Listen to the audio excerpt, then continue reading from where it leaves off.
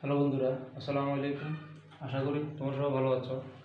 তো আজকে আমরা আলোচনা করব অনার্স দ্বিতীয় বর্ষ অর্ডিনারি ডিফারেনশিয়াল ইকুয়েশনস বইয়ের চ্যাপ্টার 6 প্রথম ক্রমের অন্তরক সমীকরণ মডেলিং অধ্যায়টা নিয়ে। তো আজকে আমরা আরেকটা খুব গুরুত্বপূর্ণ গাণিতিক সমস্যা আলোচনা করব। আমাদের গাণিতিক সমস্যাটা খুবই গুরুত্বপূর্ণ, কারণ এটা আমাদের মেজর দ্বিতীয় বর্ষ পরীক্ষাতে অনেকবার আসছে। এই প্রশ্নটা আমাদের পরীক্ষাতে 11তে, 14তে এবং 16তে আসছে। এটা খুব গুরুত্বপূর্ণ একটা গাণিতিক সমস্যা।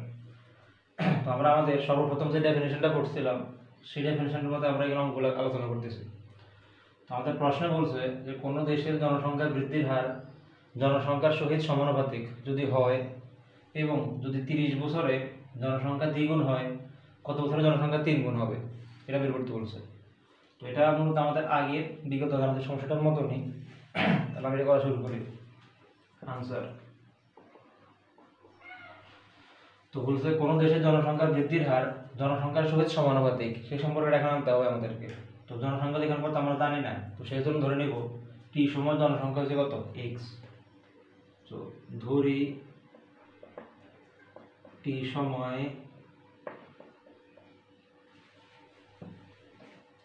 জনসংখ্যা এক্স। টি সময় জনসংখ্যা যদি এক্স হয়, তাহলে ডিএক্স বাই ডিটি দ্বারা আমরা জনসংখ্যার বৃদ্ধির হার নির্দেশ করে এটা জানি। যদি এটা হয় তখন এই ডিএক্স বাই ডিটি দ্বারা জনসংখ্যার বৃদ্ধির হার নির্দেশ করে। সেই জনসংখ্যা বৃদ্ধির হারটা জনসংখ্যার সহিত সমানুপাতিক। জনসংখ্যা বৃদ্ধির হার সমানুপাতিক ওই জনসংখ্যা এক্স এর সমানুপাতিক আর কি। তো লিখলাম এখানে দেশের জনসংখ্যা বৃদ্ধির হার ওই জনসংখ্যার সহিত সমানুপাতিক, এখানে লিখলাম এটা। তো এখান থেকে আমরা জানি সমানুপাতিক চিহ্ন উঠলে একটা ধ্রুবক আসে, ধ্রুবকটা এখানে আনতেছি ডিএক্স বাই ডিটি সমান সমান কে এক্স। ধরে নিলাম ধ্রুবকটা গেল বলতে এখানে কে। তো এখান থেকে আমরা এক্স এর সাথে ডিএক্সটা আলাদা রাখবো, ডিটির সাথে কেটা আলাদা রাখবো। তাহলে কি পাবো আমরা? ফাইনালি একসাথে করে ফেলতেছি 1/x dx ইকুয়াল টু কে অফ ডিটি, এটা পাবো আর কি। আমরা উপরে এখানে ইন্টিগ্রেশন রাখবো, integration 1/x dx equal to কে তো ধ্রুবক ইন্টিগ্রেশন ডিটি। আসলে তোমরা এখানে বুঝছো। তো এখন এখানে যে কন্ডিশনটা বলছে 30 বছরের জনসংখ্যা যদি দ্বিগুণ হয়, কত বছরের জনসংখ্যা 3 গুণ হবে, সেটা নিয়ে কাজ করব।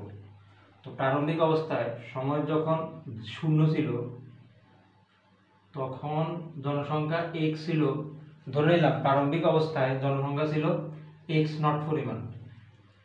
সময় যখন 30 বছরে গেছে তখন জনসংখ্যা হয়ে গেছে দ্বিগুণ, অর্থাৎ প্রারম্ভিক অবস্থায় দ্বিগুণ। তো সময় যখন 30 বছর হয়েছে তখন জনসংখ্যা হয়েছে আদি জনসংখ্যার দ্বিগুণ, অর্থাৎ 2 কত, এক্স নট। আসলে এটা তোমরা বুঝছো। তো এটাকে আমরা একটা 1 নং সমীকরণ দিয়ে রাখি। এই সমীকরণে এখন মানটা এখানে বসাই, বসে করতেছি 1 নং ইমপ্লাইজ এখানে যে এক্স এর যে মানগুলো সেগুলো এক্স এর এখানে আপার লিমিট লোয়ার লিমিট হিসেবে বসাবো, আর এখানে ডিটির সাথে টি এর 0-30 লিমিট এখানে টাকাটা বসাবো।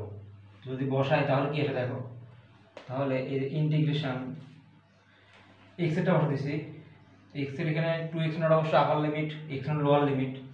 তাহলে এই যে 2x নট বাই এখানে x নট আর 1/x dx কে তো ধ্রুবক ইন্টিগ্রেশন 0 to 30, 30 অবশ্যই বড়, 0 অবশ্যই ছোট, dt। আসলে তোমরা এখানে এতটুকু এটাও বুঝছো। তো এখন আমরা এখানে ইন্টিগ্রেশন করব।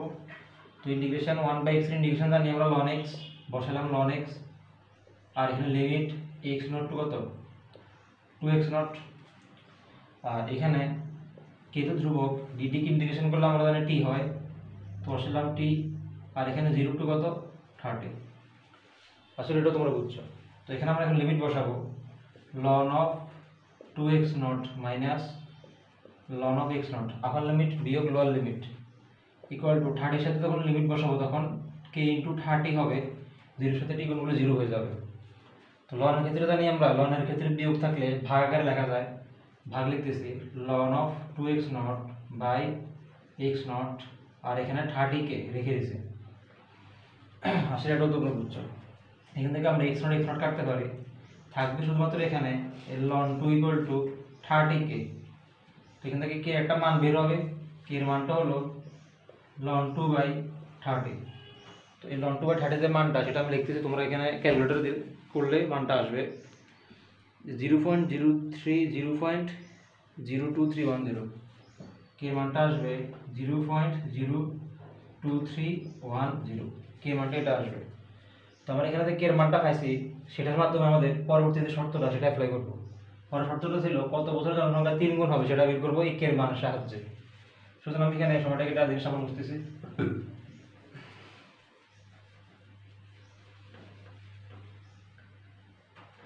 তো এরপর আমরা এখানে আবার ধরবো সময় যখন শুরু ছিল, টি যখন 0 ছিল তখন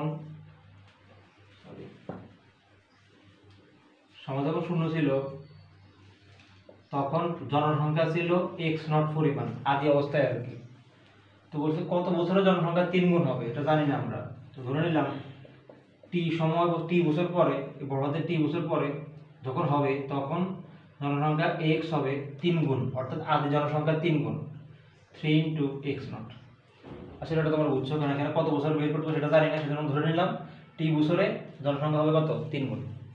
আচ্ছা, তো এখানে যে নতুন করে লিমিটিং ভ্যালুগুলো পাইছি সেগুলো এখন আমাদের তো এক নংটা ছিল সেটাকে আবার বসাবো। এক নংটা তো মুছে ফেলছি, সেটা লিখতেছি আবার এখানে। এক নংটা এটা ছিল integration 1/x dx = k integration of dt।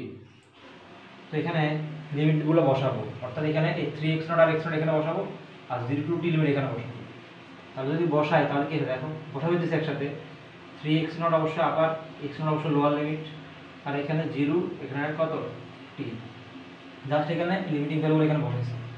তো আগের মতো 1/x কে ইন্টিগ্রেশন করব আমরা, করলে আমরা জানি কি ln x পাই, ln x বসাইলাম আর এখানে x0 to 3x0 আর এখানে k তো থাকবে, dt কে ইন্টিগ্রেশন করলে আমরা জানি t হয় 0 to t।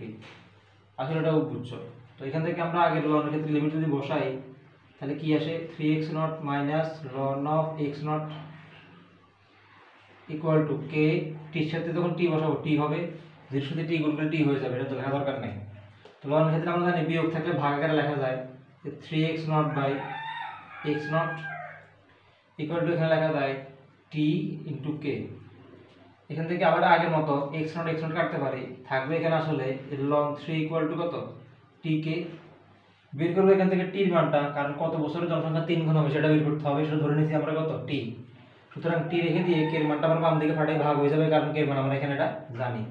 সুতরাং এখান থেকে লিখতে পারি আমরা যে t equal to ln 3/k। তো t equal to ln 3/k, k এর মান কত 0.02310।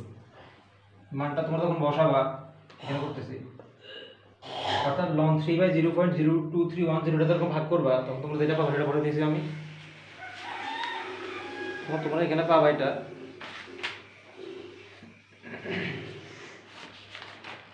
47.55 প্রায় অলমোস্ট এটা 48 ইয়ার্স লেখা যায়, 48 ইয়ার্স। তো আসলে কত বছর জনসংখ্যা 3 গুণ হবে সেটা বের করতে বলছে। আসলে 48 ইয়ার পরে অর্থাৎ 48 বছর পর জনসংখ্যা 3 গুণ হবে। আমাদের প্রশ্নটা ছিল এরকম যে কোনো দেশে জনসংখ্যা বৃদ্ধির হার যদি জনসংখ্যার সহিত সমানুপাতিক হয় এবং 30 বছরে জনসংখ্যা যদি দ্বিগুণ হয় কত বছর পরে জনসংখ্যা 3 গুণ হবে। তোমরা তো বেরই করলাম এখানে, যদি 30 বছরে জনসংখ্যা দ্বিগুণ হয় তাহলে 48 বছরে জনসংখ্যা কয় গুণ হবে 3 গুণ হবে। এটা ছিল আমাদের গাণিতিক সমস্যাটা। তো আমরা আমাদের পরের লেকচারে এই অধ্যায়ের আরো কিছু গাণিতিক সমস্যা আলোচনা করব। তো আজকে পর্যন্তই, সবাই ভালো থাকো, আসসালামু আলাইকুম।